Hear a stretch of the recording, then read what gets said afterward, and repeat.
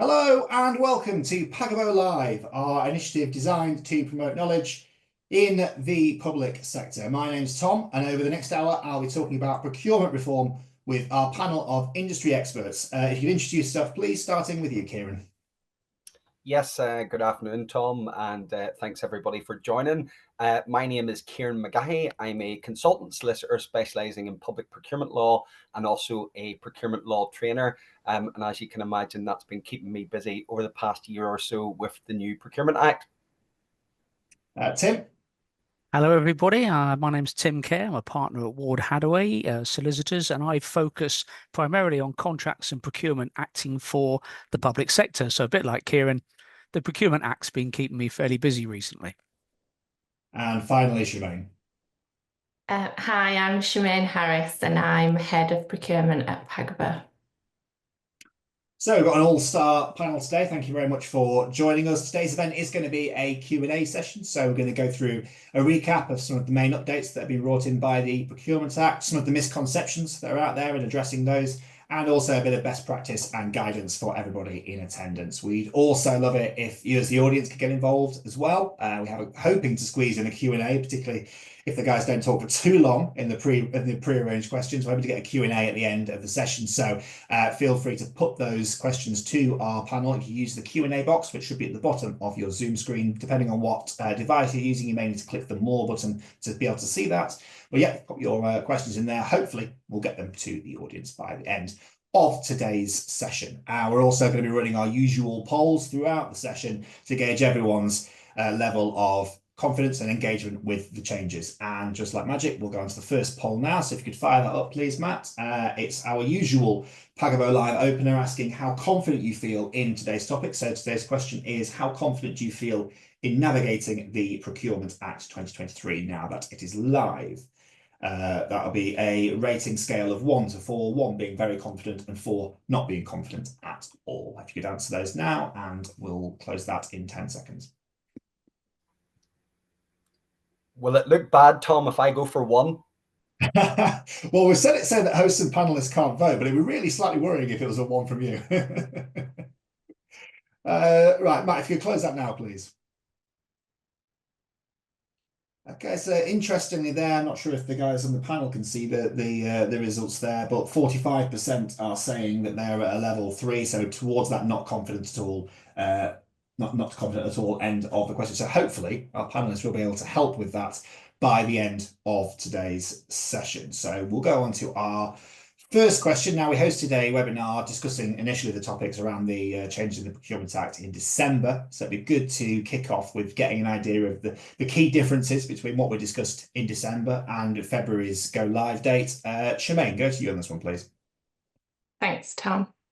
So I suppose in the last Pagabo Live, we knew that the Act was delayed, and that was to allow the new government time to review and refine the National Procurement Policy Statement. So since December, the Act has now come into force. That's great news. And along with that, the statement was reviewed, and that also came into force. The new Procurement Review Unit, which is a new unit based within the Cabinet Office, which has the responsibility for oversight of public procurement, was also launched. And that consists of 3 services. So the Public Procurement Review Service, the Procurement Compliance Service, and the Debarment Review Service. Any outstanding guidance documents were issued prior to the commencement, and the supplier registration process was opened and is now in use. The enhanced Find a Tender system, or the central digital platform, is now available, along with all of those new and modified notices. Super, thank you very much, Shemaine. So that's a good start to today's session. We'll throw this out to all 3 of you. I'll go to you first on this one, though, Kieran. So now that the Procurement Act 2023 is live, how has that initial implementation been received across the public sector? Yes, it's a good question, Tom, and obviously, can only speak from kind of personal experience and views, but feels to me like it's been quite an underwhelming start so far, and I'm certainly going to be interested to see what Shemaine and Tim think from their perspective. That said, I don't think that's particularly surprising, especially when we look back at really that late flurry of notices of people, panicking to get things out before the previous regulations closed, so to speak, for new procurements. But I was having a look yesterday at the new Find a Tender service or central digital platform that Shemaine mentioned, and got a few quite interesting stats. So as at last night, there were 345 tender notices. And again, just to recap for anybody, that's contract notices and old money. If we apply the central government threshold of, circa 139,000 for services, 191 of those notices were above that. So again, quite a lot of low value notices if you think. Only 191 of 345 were above, central government threshold.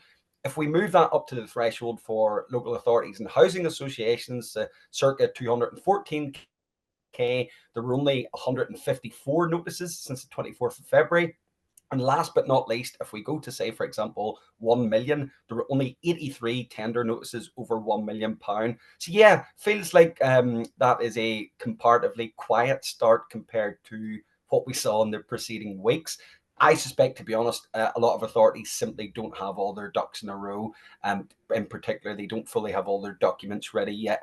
And again, I don't think that's particularly surprising when we consider the things that Shemaine mentioned have happened since last time. Some of those happened quite late in the day. The final guidance and the new model services contract, which isn't compulsory, but is a good starting point for a lot of authorities. Those were only published the week immediately before we went live. So I think authorities either did any procurements they needed to before the 24th of February, or since then they've been potentially using frameworks. An understandably slow start. Is that tally with your experience so far, Tim? It does, and actually, that's an interesting comment by Kieran there about the use of frameworks. I think a lot of my public sector contacts are happy that they can continue to use the same frameworks that they've been using before, and they've been planning to do so. And I think we'd seen the use of public sector frameworks increase anyway over the last few years. So I think that's ongoing, and therefore, in that respect, the Procurement Act hasn't immediately impacted. I think a couple of observations from me. One is I've seen the complete spectrum in the last few weeks of public sector clients, from those who are very excited at the new rules, wanting to, for instance, set up open frameworks, which is a whole new type of framework, and getting very excited about it. Whereas I've got others who are saying, has anything changed then? Have I got to publish new forms now or something? So there are still those out there who haven't got it. But the one thing that I thought everyone was a bit nervous about was the registration that was going to be required on the central digital platform. And actually, I haven't heard anybody say, oh, it was a complete disaster, I couldn't do it. What I have heard are positive comments that actually it was actually quite simple. So I think the first thing that people had to do was register. And if that's gone okay, which I think it has, then hopefully we're in a good place. It's always nice to hear people make positive comments about change. It's quite easy to be negative about something like this, isn't it? So it's good that there's some positivity there. Shemaine, from the Pagabo perspective, what are you guys seeing in the sense of that initial reaction to the implementation? So I think we built the Act's commencement into this huge event, which it is, but we never expected that the impact was going to be immediate. So the preparations for the Act discuss long-term change, and I think that's where we're going to see the changes and the impact. So Pagabo have engaged with both contracting authority and supplier communities since the commencement, and those conversations have been centred around sort of three key areas. One being the transition between the old and the new, and we'll come on to that later in the slide deck. One being learning and development, so we know that those communities have been able to access some great training that's been made available, but it provides a really helpful overview of the theory. but a lot of the learning will actually be gathered when that theory is put into practice. And then an opportunity to develop best practice. So Pagabo, I've had a lot of conversations with contracting authorities that are wanting to kind of take the opportunity to level up their current practices to meet the standards of the obligations under the Procurement Act. And a good example of this is the conflict of interest obligations within the Act and the processes that contracting authorities would implement to meet that obligation. So there is essentially an opportunity there that for contracting authorities who are, continuing to procure via frameworks to level up their conflict of interest processes to align with the requirements under the Act. Brilliant, very optimistic viewpoint there from all three of you. So fantastic. We're going to go into our second audience poll now. So if we could fire that up, please. So this is asking around the biggest challenges that you faced in preparing for the Procurement Act. So there is understanding the new terminology and processes. There's ensuring compliance with frameworks and contracts, accessing clear guidance and support, managing procurement decisions and reporting, and then any other challenges. And you can use the Q&A box that we talked about for submitting questions. If you pop any other challenges that are really that have really jumped out at you into that Q&A box, that'd be great for our panel to review. But they're the four options beyond the other, which is understanding new terminology, ensuring compliance, accessing clear guidance, and managing procurement decisions and reporting. If we could close that poll now, please. So interestingly, fairly even split there. You could answer multiple questions on this, which is why the percentage is way over 100. But what we've seen is 60% of people saying that the new terminology and processes is something that they're particularly worried about. And we've alluded already to a couple of key piece of phraseology that have changed with the implementation, but also ensuring compliance with frameworks and contracts, which again is something that we'll go on to later on. There two of the top challenges there, but also accessing clear guidance and support. And a couple of the other comments that came in is practical application of the theory and also getting template and guidance documents ready for other staff to use. So there's a lot around the guidance and support there as well, which is really quite interesting, particularly as in our earlier webinar in December, one of the key things that was pointed out by Tim and the panel was that there actually was some quite good guidance out there if you could get hold of it and get the time to read through it. So we'll go on to a third question here, and again we'll push this one your way, Kieran, around some of the misconceptions and compliance risks that public sector teams should be aware of. Yes, thank you, Tom. So first up, we'll take the misconceptions, then we'll move on to the compliance risks. The misconceptions, I think Shemaine raises a really important point regarding those transitional arrangements. I think it's really important for anybody joining the call from contracting authority perspective to make sure your internal stakeholders are aware that those existing tools will continue to be governed by existing regulations. And it does get a little bit tricky where, for example, you were proposing a direct award and you were just on the cusp of the new regime, or you've published a notice. It's certainly worth acquainting yourselves with the transitional guidance on when exactly a procurement is deemed to be commenced. So that's the first one. Another one I'm seeing lots of misconception about, Tom, is social value. Now, everybody is very passionate, very important area. Social value really has gained a lot of traction in recent years, but there is unfortunately loads of confusion around exactly what the Procurement Act means for this. I've read a few different things online, for example, saying it introduces a requirement to consider social value. Well, that's been around since the Public Services Social Value Act back in 2012, or other people are saying, there must be, it's mandatory to score social value. I don't agree, to be honest. I don't think that's expressly made out. Or others are saying under the Procurement Act, you must have a mandatory 10% social value weighting. Again, that's not the case.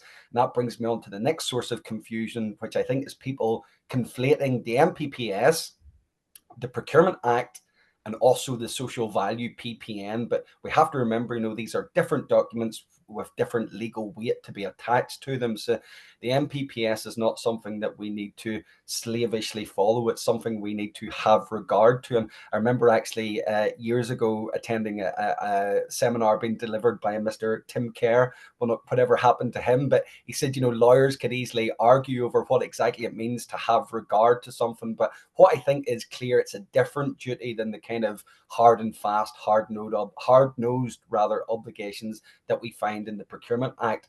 Likewise for the PPNs, these are guidance really. They're not statutory guidance, and they also don't capture every contracting authority. So if, for example, people are joining us from a local authority or a housing association, they are not required under the social value model to apply that minimum 10% weighting. So I think it's just good for people to be clear on that. The other point rather that I wanted to just touch upon was contract performance visibility. Seems to be a lot of commentary of, you'll be able to see how your suppliers and performers are performing other contracts, and that will be publicly available. That's a bit of a misconception. We need to remember contract visibility will really only be for those big high value contracts above £5 million.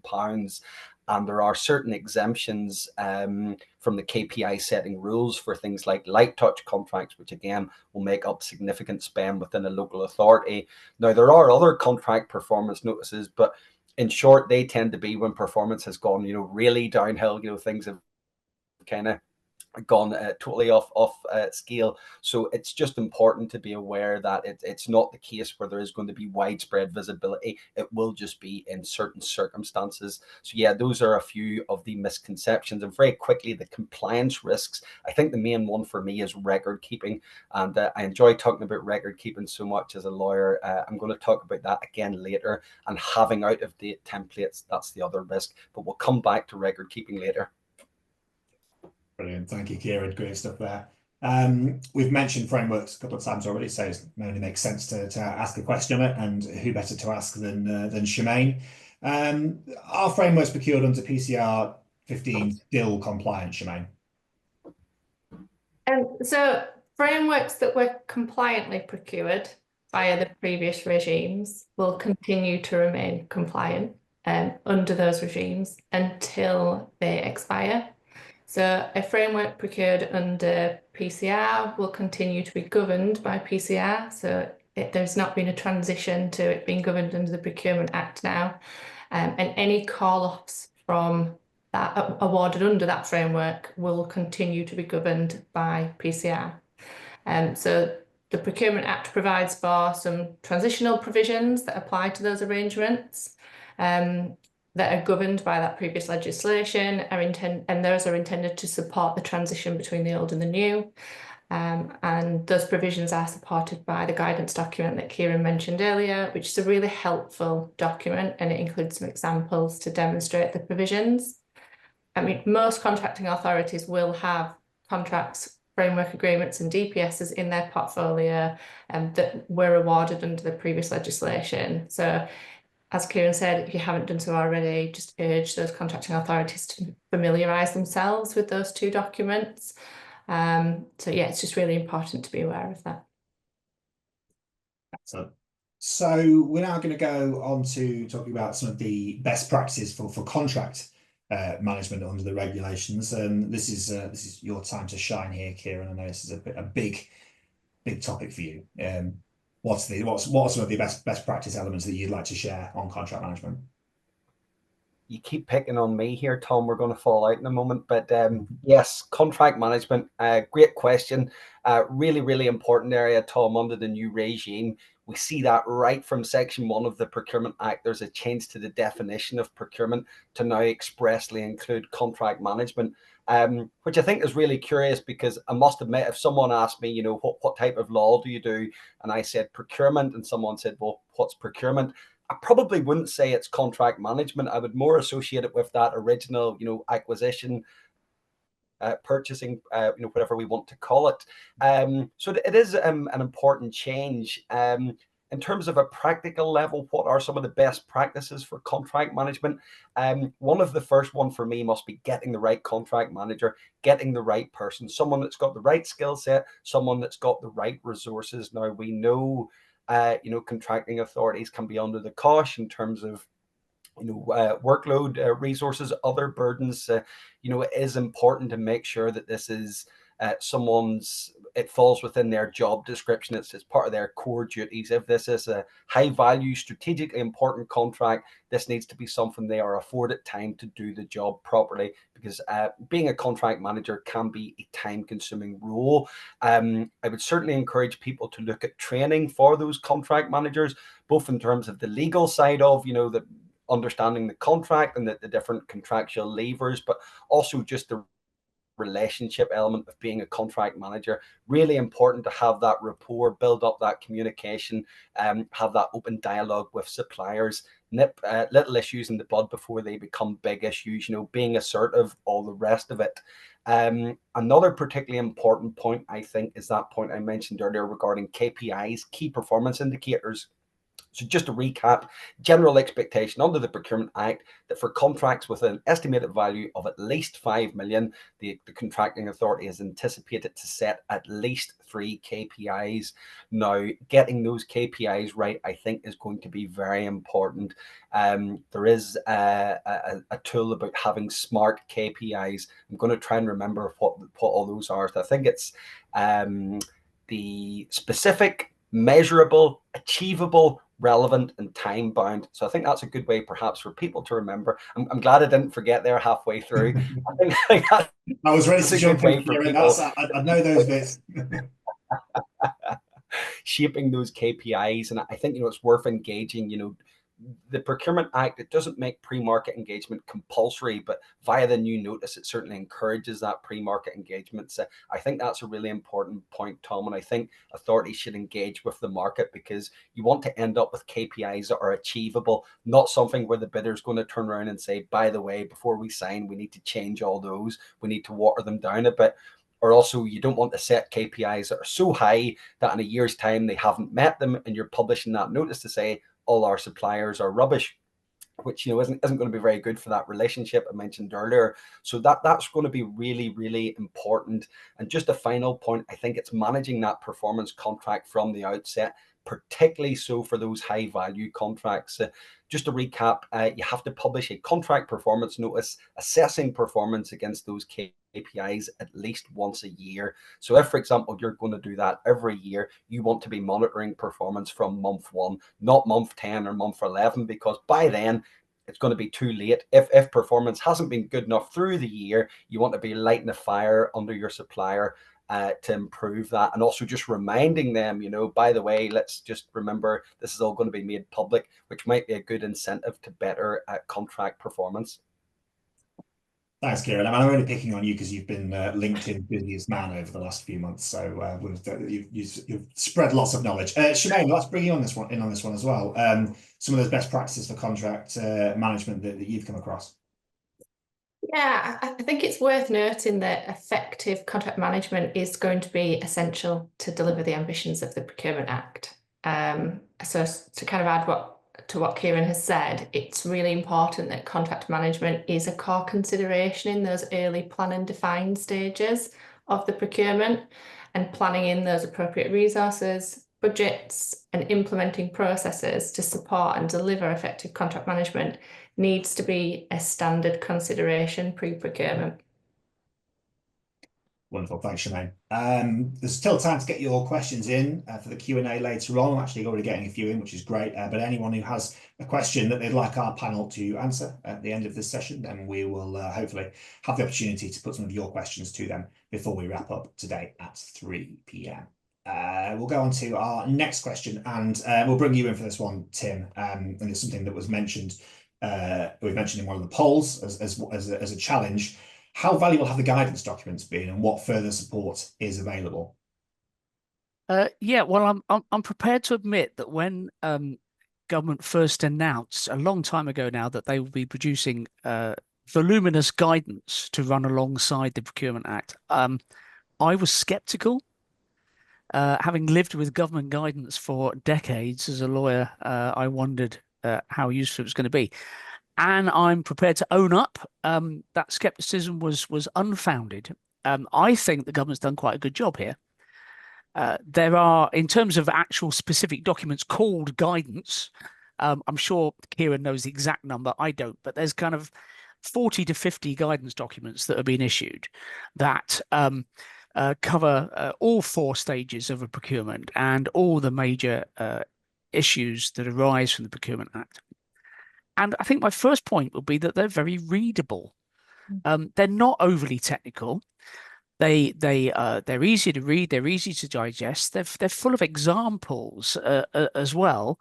I mean, for instance, you know, for those procurement geeks amongst us, there's a very good one about how you can or cannot refine award criteria during a procurement process, and the guidance very helpfully gives a list of things that it suggests anyway would be acceptable in terms of refining award criteria and would not be acceptable. And that's really, really helpful.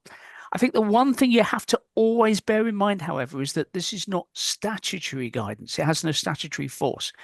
It's just there to be illustrative and to help you understand the Procurement Act. So you always have to go back to the Procurement Act, and you always have to exercise your own judgment, not just slavishly follow the guidance. So I think that's worth noting. But there are some other things as well. So also there's been, more recently than the guidance, a number of template documents have been published. Now, you know, templates can be useful. Again, I think the important thing is don't slavishly follow them and assume that if you follow them, you are compliant with the Procurement Act. You need to exercise your own judgment. But I think they're very useful starting points. So I think Shemaine mentioned earlier the conflicts assessment that's now required, and the idea of perhaps getting yourself used to that early on. Well, there's a template sort of conflicts assessment document. Now, at the end of the day, it's a blank document. It's got some columns with headings, and they're very straightforward headings. But it's a good starting point for someone who hasn't even thought about it yet and just needs to know where to start. And it also includes, for instance, the sort of questionnaire that you might send to your internal team to try and discover whether there are any conflicts. You know, what questions do you ask them in order to determine whether there are any conflicts? So it's a good starting point.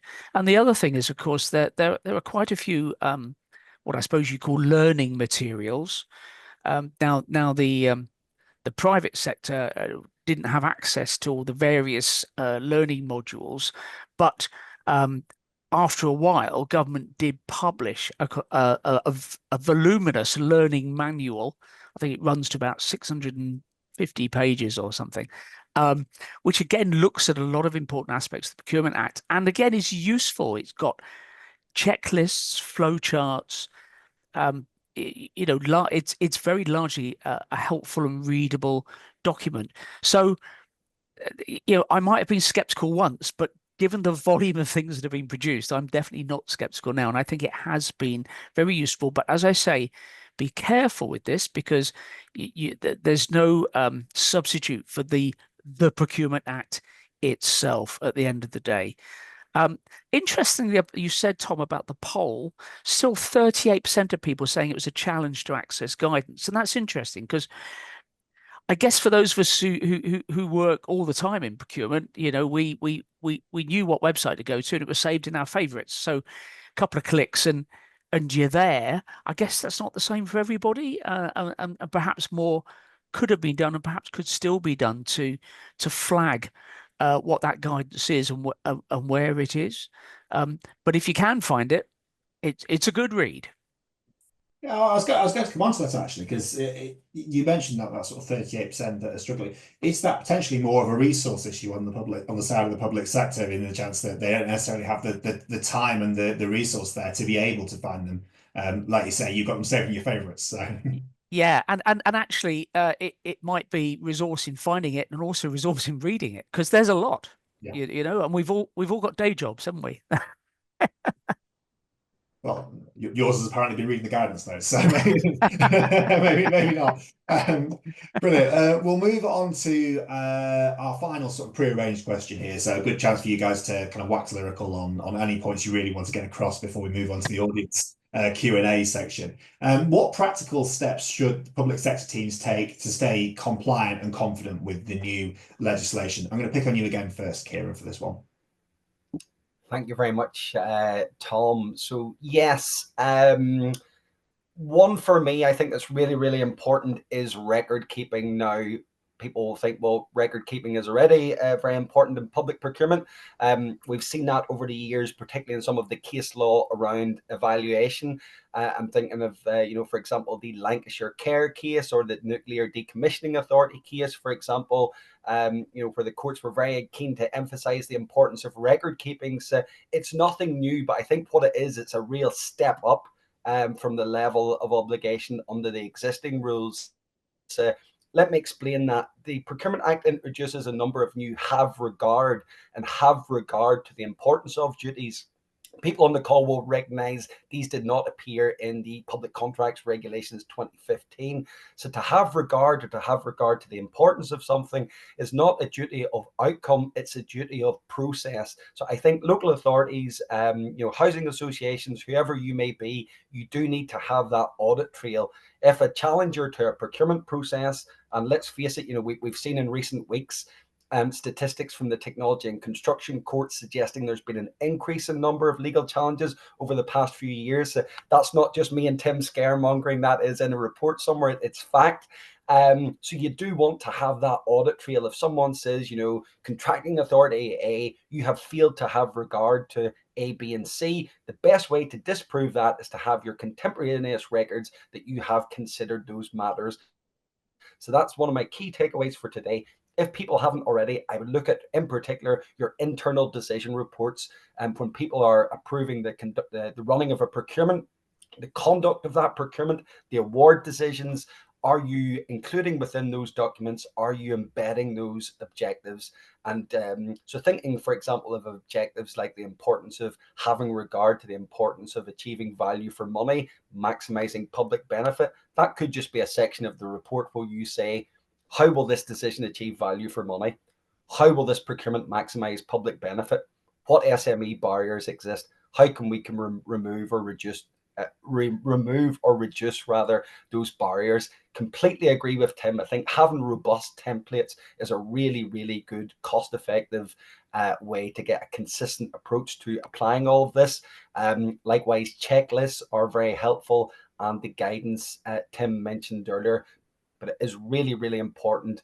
And there is, we don't have the Regulation 84 report equivalent as such under the new regime, but there is an obligation under the Procurement Act that a contracting authority must keep such records as the authority considers sufficient to explain a material decision made for the purpose of awarding or entering into a public contract. So that sounds to me very similar. So again, if you have been using Regulation 84 reports under the existing regime, or perhaps maybe you haven't always, it's a good chance to get in the habit, or if you are in good habits, to continue and enhance those habits. Brilliant. Thanks, Kieran. Shemaine, on to you for this question. Practical steps that public sector teams should be taking to remain compliant and confident with these changes in the Act. Yeah, so I think for my advice would kind of cover three main areas, really. The first one being build in as much time as physically possible, at least for those first few projects under the Act. Don't overlook the importance of those plan and define stages. Incorrectly scoped and poorly planned procurements will continue to be the most common areas of weaknesses.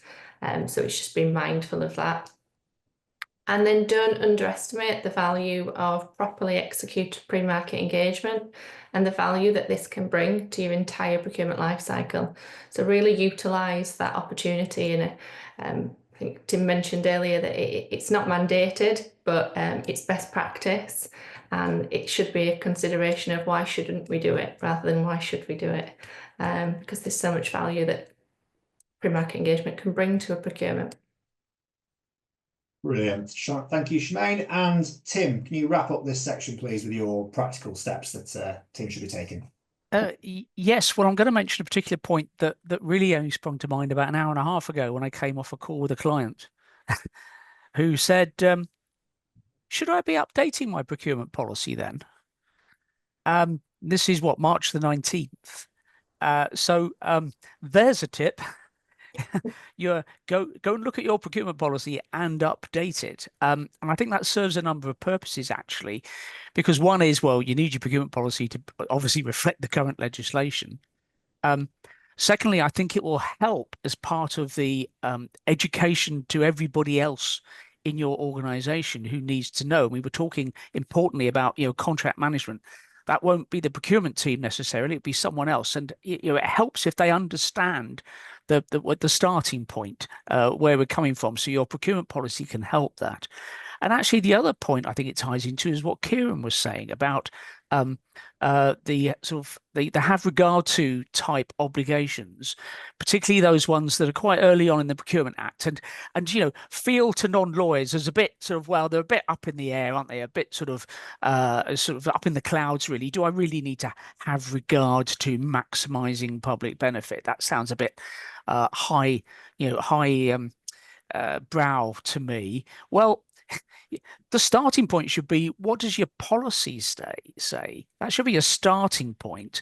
And that should make sure that everyone in the organization understands what they have to have regard to when they are designing their procurement and how they should go about it, who they should talk to. Because it won't necessarily be the officer who's responsible for that procurement. They'll have to go back and talk to people in finance, in other parts of the organization. So get the policy right in the first place. And as I say, an hour and a half ago, I discovered that a client in the public sector had only just woken up to that. So maybe that was my fault. Maybe I should have been talking to them. But, it needs to be put right. Got to say, Tim, I think we've all probably lived in a procurement act bubble over the last few months. So don't take it too hard on yourself. All right, so we'll go on to our penultimate poll, which is our typical Pagabo Live wrap-up, which is how confident you now feel following today's session on navigating the Procurement Act 2023. And this is where our panel is sweating to make sure that they have actually delivered some insight and knowledge today. So yeah, how confident do you feel in navigating the Procurement Act? 1 being very confident and 4 being not confident at all. Kieran, have you gone up from a 1 on this one? I've been told, everybody, I won't be invited back unless everybody votes 1. So you if we close that poll now, please. Okay, well, I would say good work there, everybody, because while there's still around 40% still in that lower area of awareness, 60% are out in the 1 and 2 area. So those 4 people that have voted that they're number 1, they're very confident. Kieran, well done, you've got those people up to 4, so you can sleep easy tonight. And we actually got another additional supplementary poll today, which we don't normally do with Pagabo Live, but it'd be really good to get some information from our audience as to whether they'd be interested in tailored support for any upcoming procurement projects. As a yes, no, maybe in the future. As we've seen there from the polls, still a few of you that are struggling with some of the nuance of the changes. So if you'd be interested in any tailored support for any upcoming procurement projects, yes, no, or maybe in the future, and our good friends at Pagabo will be in touch if the answer is yes, or maybe in the future. If you close that poll now. Excellent. So we'll go on to our audience Q&A now. So we've had a good number of questions in, so thank you very much. We will probably struggle to get through all of them, but if you do have something that you really want, a really pressing question that you'd like to ask, please do put it in the Q&A. We'll do our very best to get through as many of those as possible before we get to 4 o'clock. We'll start out with a question from Darren Warnford, who's asking, does the panel have any comments on the new PPN's 17 subsections guiding suppliers, which were issued, and whether they feel it brings in many changes for bidders? Kieran, we'll go to you on this one, please. Yes, thank you. So I did see, and I think, again, it was probably the week before, or maybe 2 weeks before the Act went live, that 17 PPNs had been released. And I thought, that's brilliant news. I've got nothing to read at the minute. Me and Tim were really excited about that. But then there was the disappointment when I seen that actually they were just updates to boilerplate language rather than, substantive policy changes. So yeah, that's the good news on those. With the caveat that I haven't actually been through them. That was the accompanying email that evening from the Cabinet Office. It said it was just tweaks to update references to the Procurement Act, where previously it referenced the PCR. So if you've already read those 17 PPNs, take my hat off to you. Probably not a massive amount of reading, but if you haven't got round to familiarizing yourself with them, you're certainly available to do so. I think if anyone's got through the 17 PPNs, I've had a couple of quiet weekends, haven't they? We'll go on to a question from Mark Cully, who's actually identified himself as being from Milton Keynes City Council. And it's to Shemaine's point earlier about building in time, actually, which is with the new requirement to publish the contract document for contracts over 5 million. What advice would you have in terms of making this a relatively speedy process? Go to you on this one, Shemaine, first. Well, I think you're on mute, Shemaine. Thank you, rookie error there. I'm just reading through the question in its entirety. Yeah. So it's asking whether to ask bidders what they consider they would expect to be redactable as part of that tender process. Okay, so I think this question is really one of defining a process as part of your tender process. So that would be asking bidders to detail in the tender process what needs to be redactable, what's sensitive, and a justification for why. And then that needs to be considered by the contracting authority or by an organisation, and that should allow that to move through a lot faster. But again, making sure that the appropriate time is built in after the procurement is concluded, and making sure that those checklists are in place and there's a clear list of all of those obligations on the contracting authority. Just as something as simple as a checklist, it would be really helpful to make sure nothing's missed. Yeah, sorry, I only gave you half a question there, Shemaine. Apologies. Okay. Well, actually, good to get Kieran's view on that as well, and Tim, if you've got any thoughts as well, Tim. Thank you, Tom. Shemaine has given a very comprehensive answer. So yeah, completely agree with that. I think it's one of those areas where just, define a process, have a checklist. I think Shemaine suggested was a great idea.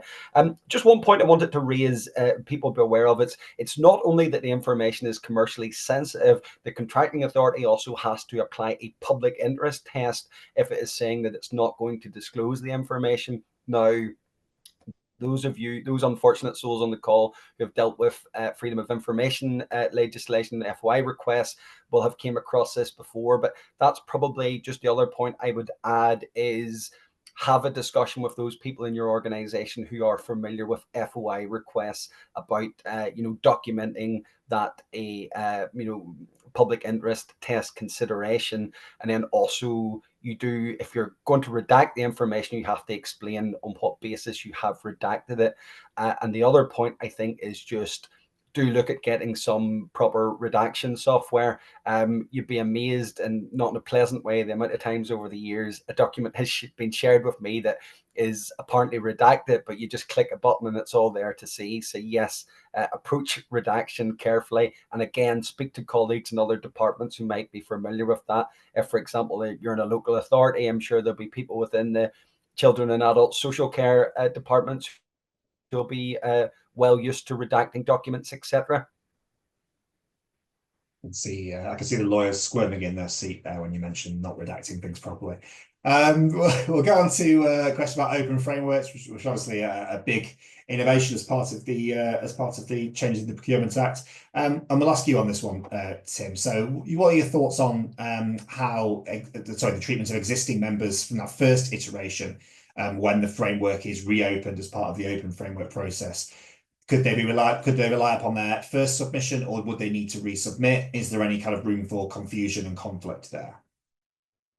Yes, no, I find this to be a really interesting and actually slightly confusing point, and I'm interested to see how this is going to be handled in practice. But of course, we won't know for some time, because this won't come round until the first open framework is re-procured, which could be as many as 3 years after it is first procured.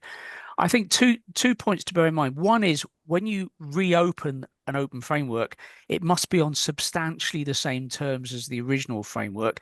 And that includes, according to the guidance, that includes the award criteria and the scoring methodology and the weighting of those criteria, etc. So it's got to be substantially the same. So the point that's being asked in the question here is if you've got a supplier who gets on day one of the first framework in an open framework, when it's reopened, the supplier has, in many cases, I won't go into too much detail here, two options.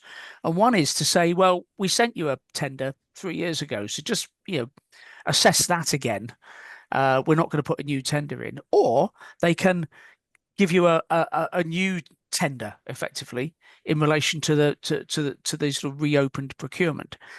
And in fact, the guidance says that that's at the supplier's option, which is interesting because I don't think the Act actually says that. So there's an example of where you've got to be careful of just blindly following the guidance because it doesn't always follow the Act. But I see this as an issue for the supplier because if the supplier makes a decision, they've got to stick to it. And of course, they're taking a risk either way. A risk of sitting on their hands and doing nothing is that, well, all the new tenders that come in are so much better. And if there's a limited number of suppliers on the framework, then that that incumbent supplier, if you like, may get kicked out. And that's a risk they face. Whereas, of course, if they re-tender, they also face a risk that they don't do so well this time around. Although it's hard to know how they could do worse the second time around if the tender is being reopened on substantially the same terms, which is supposed to. So if they did well last time, they should do well the next time, but they could still be beaten by others who do even better. So I think this is a supplier risk, and I think contracting authorities have to guard against guaranteeing incumbent suppliers anything and sort of assuming that they're going to build an 8-year relationship with a supplier when that supplier could very well disappear the first time the procurement is reopened. But I do think this is still a bit confusing, and I think we're going to find our feet with this, to be honest. It's one of those things as well. So much can change in that 3 year time period. Say a week's a long time in football, 3 years a long time in procurement, isn't it? So, Yes, very much so.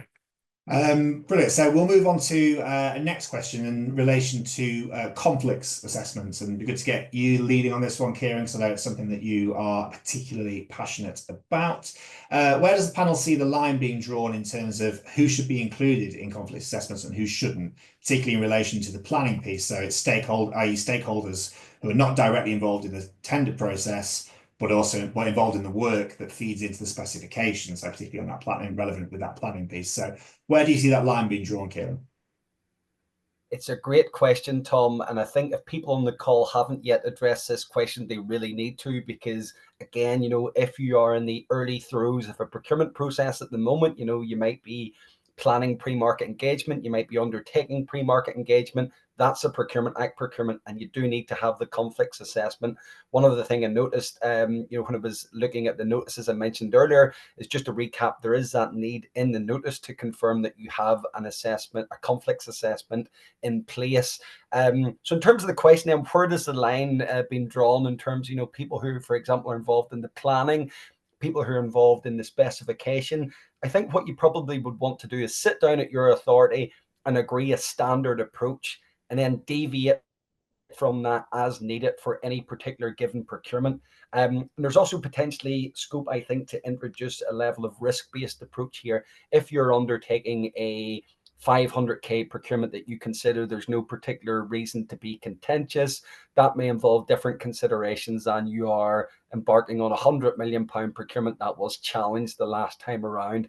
In the latter case, I would probably cast the net a little further, maybe perhaps than you even need to be safe rather than sorry. So in terms of what the Act says, a person acts in relation to a procurement and therefore should be included in our conflicts assessment if they are in a position to influence a decision made or on behalf of the authority in relation to the procurement.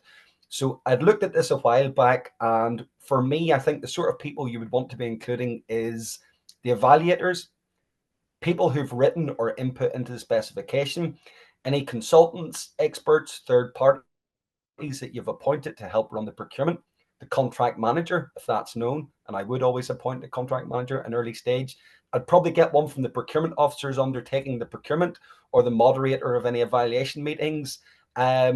Others who might be involved, for example, if it's a competitive flexible procedure, if people are going to be attending presentations, negotiations, dialogue meetings, site visits, but then also anyone else, again, based on the specific facts of the procurement, who is in a position to influence decisions made by the authority in the context of that procurement. So if, for example, there's a senior director or someone within your authority who's approving the procurement route, I would get a conflicts assessment from them also. Better safe than sorry, but would be very interested to see what Tim, Shemaine, or indeed anybody in the audience in the chat thinks about who should be in or out. Very interesting. That's it's a movable feast, isn't it? I think that there's like you say, it needs to be something that's established quite early on within an organisation as to where they draw that line. We're going to go on to a question now about trying to get through as many as possible. We're going to get on to the question that you mentioned it there about supplier engagement and early engagement. Something that Shemaine, your pre-market engagement is a big thing with Pagabo. So someone's asked, are there any useful suggestions on how to do that pre-market engagement and that supplier engagement piece? Yeah, so my suggestions would be utilise those discretionary notices that are available.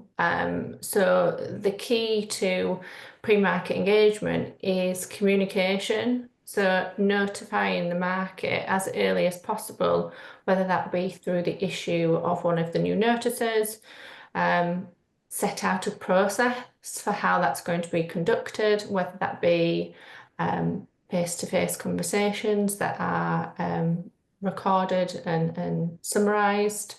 Keep a log of all engagements that you have.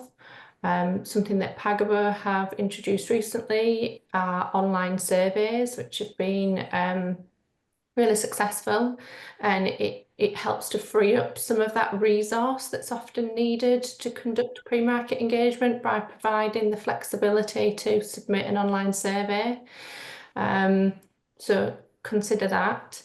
And the record keeping piece is essential to underpin this. So making sure that the process that you set out to follow is the process you followed, and it's documented to reflect that.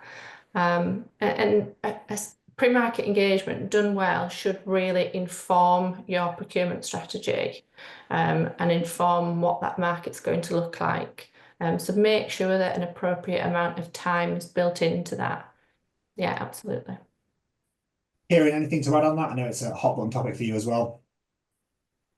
Yeah, I agree again with all Shemaine's very sensible points. For me, I like to encourage this supplier engagement to take place at a really early stage for a number of reasons, but you'll appreciate once you're in that procurement process, there are more hard and fast rules. We've seen, for example, under the new competitive flexible procedure, you can, refine the award criteria, but you need to set that out in the original documents, and it all just gets very complicated. Long story short, I would bring those conversations forward, have those discussions at an early stage when you are, not caught by the kind of hard and fast in procedure rules about making changes or all the rest of it. And therefore you can have those discussions and then you can go to the market a bit more equipped, a bit more certain of what you need, which should help minimize the amount of changes you need to make during the actual procurement process. Thank you very much both for your input there. I've got time for one more question, if we can answer it fairly quickly. One of the big selling points of the new Act was to reduce the barriers to SMEs tendering with the public sector. Does the panel think the Act achieves this, and how should councils work to reduce those barriers? Anybody want to go first on that one? I'm happy to. Don't all jump at once. Shemaine. I'm happy to give some comments on this. So I think it's less around whether the Act achieved it or whether contracting authorities are going to adopt the recommendations into their processes. And a lot of this is, again, we've talked about changes in behaviour, putting those processes in place, and the duty to consider. So that itself being that process of consider those SME markets. So again, in that very, very early planning stage, consider what can we as a contracting authority do to encourage SME participation, and if it's not suitable, make a note of that and justify that decision making. If it is suitable, put the measures in place and the processes in place to be inclusive of that market. So it really is considering it in the very early stages, and if it isn't a genuine consideration and it's not suitable, log the reasons why that's not suitable so that you can then return back to that should you be asked, why is this not an SME inclusive opportunity? That has been considered. From my perspective, those are the kind of key points to cover there. Excellent. Thank you very much, Shemaine. Kieran? Yes, really agree again with everything that Shemaine has said. Just want to flag for people, there was an element of the question about, I think it said, what should councils or local authorities do in practice? In the procurement objectives, the covered procurement objectives guidance, on the very last page, there is a series of quotes from SMEs about what those barriers are. So on a practical level, that's things like having insurance levels that are very high, having documents that are very complicated, having contract terms and conditions which are too long, and then you have to go and deal with, someone like Tim or myself, and it's not any good for anyone. So, do just on a practical level think, does my contract for, a 50K cleaning contract, does it need to be 100 pages long? Does it need to have 13 different schedules? Just because we always done it this way are some of the most dangerous words I hear in public procurement. So do just think, can we use plain English? Can we consolidate schedules into one schedule? Can we take things out? I think we need to be careful, and even as a lawyer saying this, not to be kind of overly driven by risk in terms of getting that balance between, can we keep our documents, whether that's an ITT or a contract, can we keep it short and sweet, and can we do that all important pre-market engagement that Shemaine references? And also, lots of rules in procurement about feeding back to bidders. We've got the new assessment summaries replacing standstill letters. Don't be afraid of that feedback coming back in the other direction. Ask the market, how do they feel dealing with your contracting authority? What's their feedback? Because sometimes that might be even more enlightening than what you're telling them. Excellent. Thank you very much, Kieran. And that is unfortunately all we've got time for today. So thank you very much to Tim, to Kieran, and to Shemaine, the closest thing the procurement industry has to influencers. Had them all today.